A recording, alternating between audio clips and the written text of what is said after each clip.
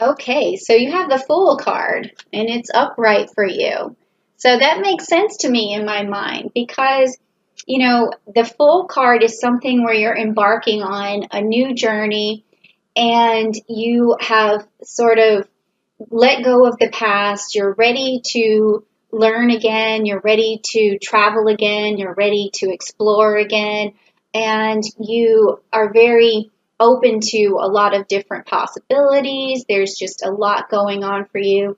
And it could be that you're starting a new business. It could be that you're already working on something new for yourself, a new source of income, maybe even a new relationship. There's something that you've taken the leap of faith for and that I feel like you're already on it. So this is your current situation right here, okay? That's your current situation. So I like this story already, okay?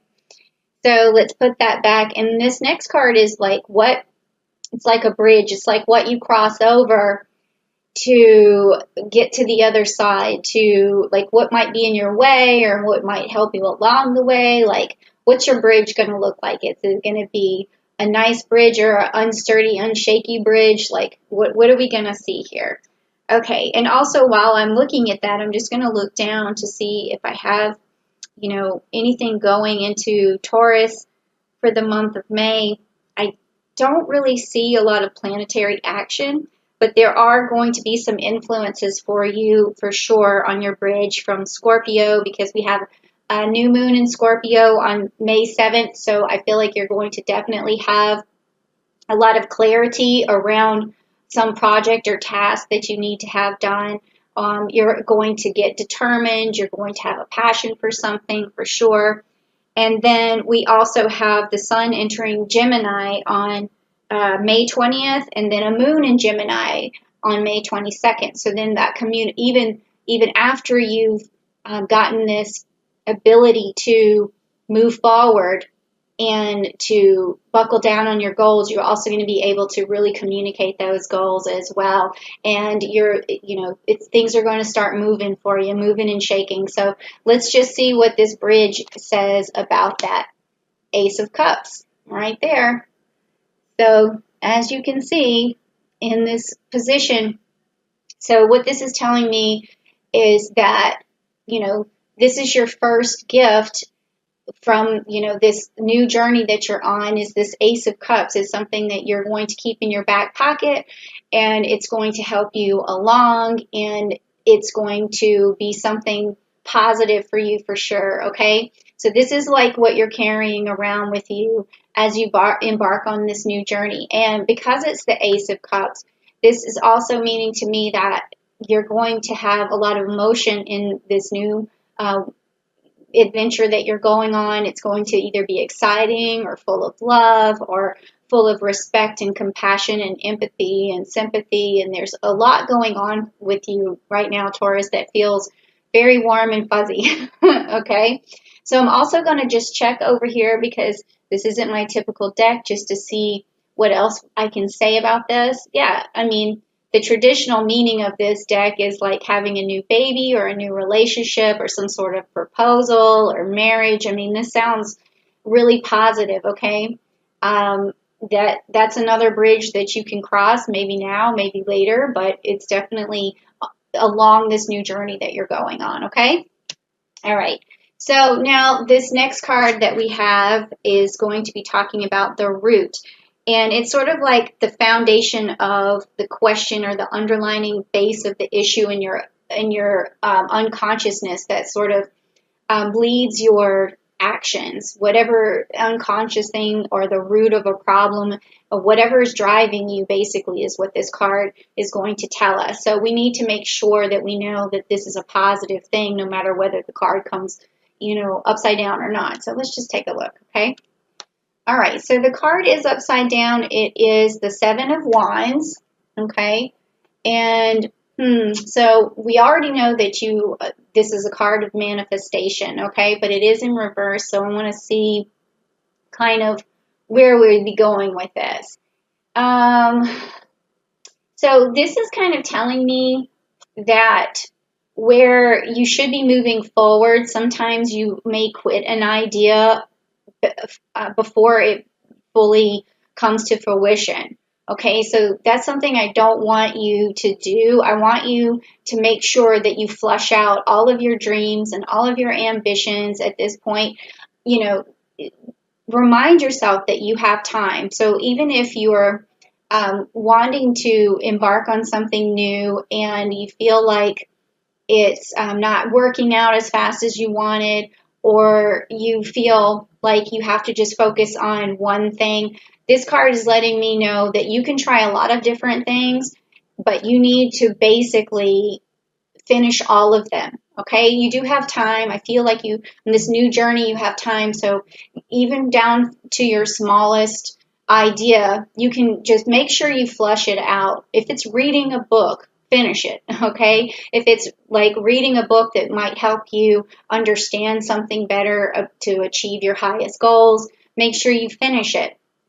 If it's working out or getting back in shape, make sure you stay with it. Just, I feel like this card is telling me there's a root problem with actually finishing. And that's weird because I don't really see that from Taurus. Taurus is like the person who, if you want a job done, you would move to a Taurus because they're going to be headstrong and they're going to constantly push forward. They're going to see everything through. So maybe this is for you a fear that you won't get things done, or a fear that you're going to quit a project before it actually pays off for you. Or maybe you've done that one or two times and it's really stuck with you. So just remember that this is not your personality. Your personality is a person of dedication. So just move forward and make sure you finish things. I know that sounds like a lot of information, but when I get stuck on this channeling, it just keeps coming. And let me see what else. You have that Scorpio energy working for you in May, so I think that's going to be something that's going to help you finish projects. We also have Mercury in Gemini. We have the Sun and the new moon in Gemini, so that communication is going to help you get things done for sure. We have Mars in Pisces, so on the 13th. So I feel like there's going to be a clear road ahead, not too many disagreements, not too many confrontations. I feel like you're going to be able to move forward really well in May, okay? So then let's also look at the next card that we have in line here, and this is going to be the recent past. And this past is something that you might be focusing on, and it could be affecting the present moment. So let's just see what that is. Okay, so you have the Moon card.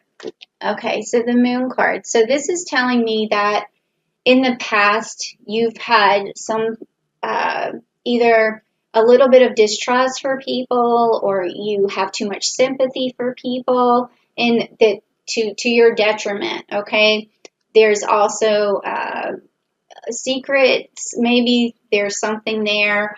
Then there's also things that need to be brought to light. So I would say that,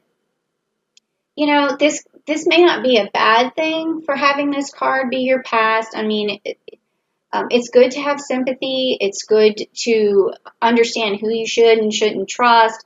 It's good to have gone through a few, upsets to grow as a person. So I think that as long as you use like whatever wounds you have and scars you have to toughen yourself up and to push yourself forward, I think that's really going to help you mentally just stay the course. Okay, so that's not bad. That's not a bad card to have. I should probably leave these over for you, but we've already kind of started. So all right, so the next card that we have here is a possible outcome in May. Like, where is this going? Where is the Fool going? Not that I'm calling you a fool, but let's see where he's going. Let's see what he's heading for in May. All right, so let's turn this over. Oh, the Lovers. Yay, and it's upright. Okay, so we also did get this card here, this bridge that you're crossing over to find, maybe a new partner, someone who you might get married to, or you may marry the partner you're with, but you're definitely in May going to find some love. That's so great. You know, I love it when I see that because, you know, I'm ruled by Venus. I'm a Libra, six stellium. So this is like eye candy to me. Okay. So that's good. I hope you do find someone. And if you do, please tell me because I need to hear the gossip. I need to know what is going on. All right. So bow chicka bow. All right. Now, next we are going to look at your future influences that could unfold, like something that is going to spark you along. Okay, so let's see what that is. All right, so we're getting a lot of upright cards, which is good. And this is the Nine of Pentacles. Ooh, and look at that. That's beautiful. Okay, and it is upright, so I want to see. Okay, all right, let's see, Pentacles. Luxury, self-sufficiency, financial gain, and there's solo pleasure. So this sounds really good. This sounds like your whatever journey you're on is going to bring you love. It's going to bring you abundance. It's going to just bring you luxury. I'm liking this. I like the Taurus reading this month. This sounds really good. So that's hopeful. I'm jealous. Of course, I haven't done the Libra reading yet, so I don't know what's going to happen to me yet. So we'll see. Okay, and then also let's go to the next card. The next card is about you. It's about your strengths, your weaknesses, what you need to overcome, what you need to use, like what's going on with yourself and your personality right now. It's going to really push you and help you along. So let's check this out. All right, so we have the King of Cups. The King of Cups is upside down, okay? But that's okay. So what that tells me, this is your strength and your weakness, okay? And with it being the King of Cups, I'm feeling from you that there is a lot of sympathy for other people that sometimes shadows your decisions. That's kind of what I'm getting from this. So I want you to understand that it's okay to be sympathetic to people. It's actually a really good trait, but not to your own detriment. You really need to learn how to balance your emotions. And that's why, you know, we have the two cups here. And I just want to check out as well.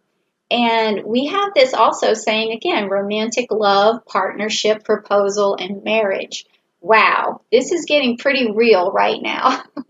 So that's what this card also means. Whew. So, can you send me the wedding invitation? I want to see what this is about.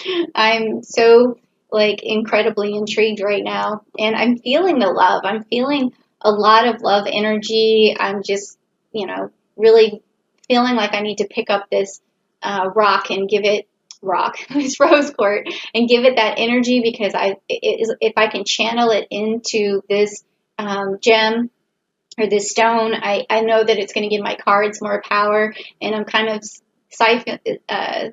what do you call it? Siphoning your good energy into this love stone here. Okay? All right. Don't blame me. Okay. Now, let's see. The next card is going to be your environment, like how you feel about your environment, how you feel like other people feel about you. Are they helpful? Or are you feeling like your environment's not great? So let's see what it could be. Oh, me. All right. Well, it is the 9 of swords. And it's upside down, though. So, I mean, that's a good sign because usually there's a lot of grief involved when it's upright. It's almost like the end of something really horrible happening. Like it's the, you know, absolute worst storm before it gets better. Like that's what this card is about. And so let's see, I mean, in the upside position, it could be like the worst is over and now it's time to move forward and you can let go of the past, you can let go of your wounds, or you can learn to build off your wounds and move forward because that's definitely what this is telling me right here. So, yeah. Okay, now, which is good because it seems like you're coming out of something. So we're not, you know, too worried about that card. And next is going to be your hopes and fears, like what is it you're hopeful for, and what might hold you back because of fear. Okay, so let's take a look. All right, so the Knight of Swords. The Knight of Swords. That's interesting because the Knight of Pentacles came up for Aries in the last reading in the same position. So this to me tells me that you're really looking for someone and you're afraid that you won't find them, someone who is able to communicate with you finally, someone who's able to discern between right and wrong, someone who's capable of balancing life with you, someone who has your back.